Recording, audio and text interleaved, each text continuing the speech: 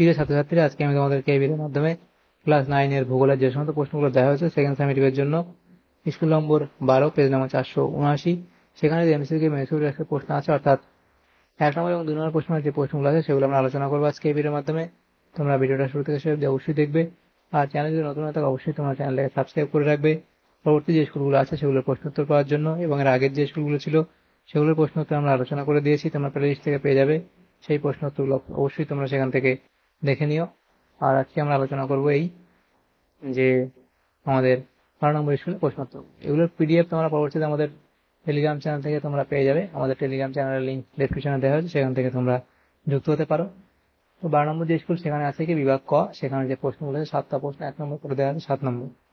একের দাগে কি বলা হয়েছে, বিকল্পগুলি থেকে সঠিক উত্তরটি নির্বাচন করে লেখো। একের দাগের 1, কোন স্থান ও তার প্রতিবাদ স্থানের মধ্যে সময়ের পার্থক্য হয় 12 ঘন্টা, অপশন সি। এরপরে আছে কি, ভূ আলোড়ন ভূপৃষ্ঠে অনুভূমিকভাবে কাজ করলে সৃষ্টি হয় ভঙ্গিল পর্বত। শিলা মধ্যস্থ খনিজের সঙ্গে অক্সিজেনের রাসায়নিক বিক্রিয়ায় যে আবহাওয়া বিকাশ সংঘটিত হয় তা হল জারণ। পরের প্রশ্ন, ঠিক জোড়াটি নির্বাচন করো। সেখান থেকে তোমাদের সঠিক জোড়টি হবে কি, পটজল মৃত্তিকা, পশ্চিমবঙ্গের মালভূমি অঞ্চল। এরপরে ঘড়িতে দুপুর 2:56 বাজে এটিকে প্রকাশ করার সঠিক বিকল্পটি হলো, সেটা হবে অপশন ডি, অর্থাৎ এটা। মায়ানমারের পোপা কি ধরনের আগ্নেয়গিরি, সেটা হবে সুপ্ত আগ্নেয়গিরি। এরপরের প্রশ্ন, পশ্চিমবঙ্গে বর্তমানে জেলার সংখ্যা হলো 23টি, অর্থাৎ অপশন বি। তাহলে এখানে যে এমসিকিউ টাইপ প্রশ্নগুলো ছিল 7টা, সেগুলো হলো। বিভাগ খতে দেখো তারপরে যে প্রশ্নগুলো আছে সেটা আমাদের 2 দাগে এ দেখো যে প্রশ্নগুলো বলা আছে শুনে তুমি পূরণ করো। 2 দাগের 1, তরাই কথার অর্থ। তা লিখবে তরাই কথার অর্থ নিচু জমি তোমরা লিখতে পারো। লিখবে তরাই কথার অর্থ লিখবে কি, যে আর্দ্র বা স্যাঁতসেঁতে ভূমি। আর্দ্র বা স্যাঁতসেঁতে ভূমি, স্যাঁতসেঁতে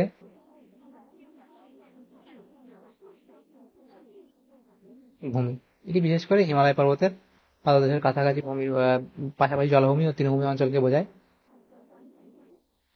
কার্স্ট সমভূমি গড়ে ওঠে ড্যাশ শিলা গঠিত অঞ্চলে। তাহলে কোথায়, সেটা হবে চুনাপাথর, এটা লিখবে শুনেছেন এখানে, চুনাপাথর শিলা গঠিত অঞ্চলে।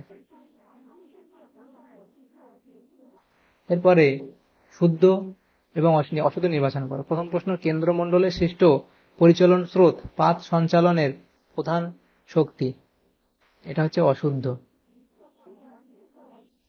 এরপরে পুঞ্জিত স্খলন ঘটে মাধ্যাকর্ষণ শক্তির প্রভাবে, এটা এখানে বলা হয়েছে শুদ্ধ। এরপরে উত্তরের পার্বত্য অঞ্চলে ম্যানগ্রোভ উদ্ভিদ দেখা যায়, এটা হচ্ছে অশুদ্ধ। এর দাগে বলা আছে একটি বা দুটি শব্দ উত্তর দাও। প্রথম প্রশ্ন, কুমেরু বৃত্তের উত্তরে যে অক্ষরেখা অবস্থিত তার নাম কি, লিখবে সুমেরু বৃত্ত, সুমেরু বৃত্ত। এরপরে কোন নদীকে ত্রাসের নদী বলা হয়, লিখবে তিস্তা নদীকে, তিস্তা নদীকে ত্রাসের নদী বলা হয়। পৃথিবীর সর্বাধিক আগ্নেয়গিরি কোথায় দেখা যায়, লিখবে ইন্দোনেশিয়া, জাপান, চিলি, আর্জেন্টিনা এবং মার্কিন যুক্তরাষ্ট্রের হাওয়াই দ্বীপপুঞ্জে।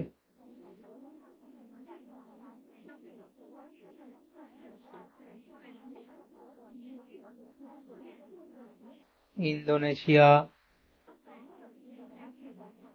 জাপান, চিলি, তারপর আর্জেন্টিনা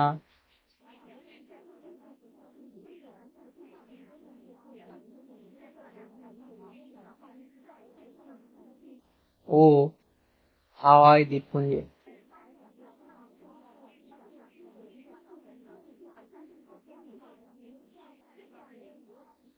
হাওয়াই দ্বীপপুঞ্জে। এরপরে বিভাগ গয়ের যে প্রশ্নগুলো আছে দেখো, সেটা বলা হয় 3 দাগে নিচের প্রশ্নগুলি সংক্ষিপ্ত উত্তর দাও। 4টে প্রশ্ন 2 নম্বর করে 8 নম্বর দেওয়া হয়েছে। প্রথম প্রশ্ন, অক্ষরেখার বৈশিষ্ট্য লেখো। তাহলে অক্ষরেখার বৈশিষ্ট্য লিখবে প্রথম, পূর্ব পশ্চিমে বিস্তৃত, অক্ষরেখাগুলি পূর্ব পশ্চিমে বিস্তৃত। আকৃতি লিখবে, অক্ষরেখাগুলি প্রত্যেকেই পূর্ণবৃত্ত। মান লিখবে, অক্ষরেখার সর্বনিম্ন মান 0 ডিগ্রি এবং সর্বোচ্চ মান 90 ডিগ্রি। 4 লিখবে, সমান্তরাল অবস্থান, প্রত্যেকটি অক্ষরেখা নিরক্ষরেখার সমান্তরাল অবস্থিত, সেই জন্য এই একই অক্ষরেখায় অবস্থিত যে কোনো স্থান থেকে নিরক্ষরেখার দূরত্ব সর্বদা সমান থাকে। 5 লিখবে, পরিধি, অক্ষরেখাগুলির পরিধি নিরক্ষরেখা থেকে মেরুবিন্দুদ্বয়ের দিকে ক্রমশ ছোট হতে হতে অবশেষে দুই মেরুতে দুটি বিন্দুতে পরিণত হয়, অর্থাৎ অক্ষরেখাগুলির পরিধি সমান নয়। এরপরে অথবা দিয়ে যে প্রশ্ন ছিল সেটা হচ্ছে কি, ভৌগোলিক জালক কাকে বলে? দুটি স্থির মেরুবিন্দু, উত্তর মেরু দক্ষিণ মেরু সংযোগকারী কাল্পনিক রেখাটিকে অক্ষ বলে। গ্লোবের মধ্যে পূর্ব থেকে পশ্চিমে কাল্পনিক অক্ষরেখা এবং উত্তর থেকে দক্ষিণে কাল্পনিক দ্রাঘিমা রেখা জালের মতো বেষ্টন করে থাকে, একে ভৌগোলিক জালক বলে। এই রেখাগুলির মাধ্যমে কোনো স্থানের অবস্থান নির্ণয় করা যায়। 2 লিখবে কি, মহীখাত কাকে বলে? সাগর মহাসাগরের অন্তর্গত সুদীর্ঘ অবনমিত প্রাচীন ভূভাগ মহীখাত নামে পরিচিত। এর প্রস্তাবকে দিয়েছিল। মহীখাত সম্পর্কে প্রথম ধারণা দেন বিজ্ঞানী জে হল, জে ডি দানা প্রমুখ। বৈশিষ্ট্য লিখবে কি, মহীখাত ভূপৃষ্ঠের একটি সুদীর্ঘ সংকীর্ণ অবনমিত জলভাগ। প্রতিটি মহীখাতই প্রাচীন ভূখণ্ড দ্বারা পরিবেষ্টিত। মহীখাত সর্বদা পলি সঞ্চয়ের দ্বারা নিয়মিত হয়। ভঙ্গিল পর্বতের উত্থানে মহীখাতের যথেষ্ট ভূমিকা রয়েছে। উদাহরণ দেবে টেথিস মহীখাত। অথবা দিয়ে প্রশ্ন, গ্রস্ত উপত্যকা বলতে কি বোঝো? তাহলে গ্রস্ত উপত্যকার সংজ্ঞা তোমরা লিখবে, দুটি সমান্তরাল চ্যুতির মধ্যবর্তী অংশ নিচে বসে গিয়ে যে অবনত ভূমির সৃষ্টি করে তাকে গ্রস্ত উপত্যকা বলে। সৃষ্টির কারণ লিখবে, প্রবল ভূ আলোড়নের ফলে সৃষ্ট টান ও সংকোচনের জন্য শিলাস্তরে ফাটল বা চ্যুতির সৃষ্টি হয়। এরূপ দুটি সমান্তরাল চ্যুতির মধ্যবর্তী অংশ মহীভাবক আলোড়নের কারণে নিচে বসে গেলে গ্রস্ত উপত্যকা সৃষ্টি হয় এবং পাশের অংশ দুটি স্তূপ পর্বত রূপে বিরাজ করে। উদাহরণ দেবে।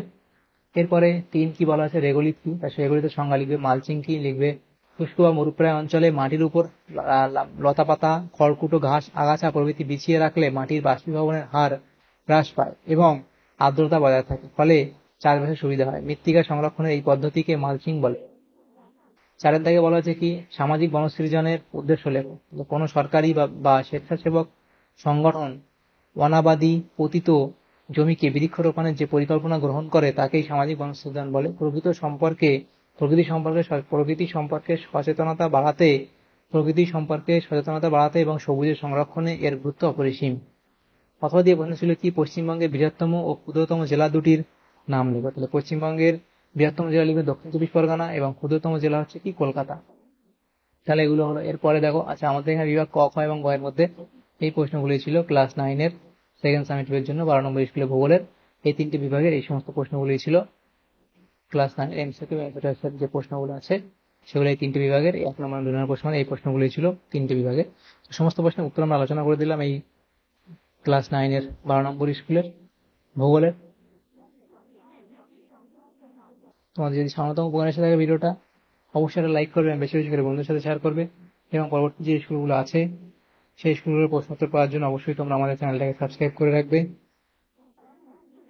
Thank you, thanks for watching.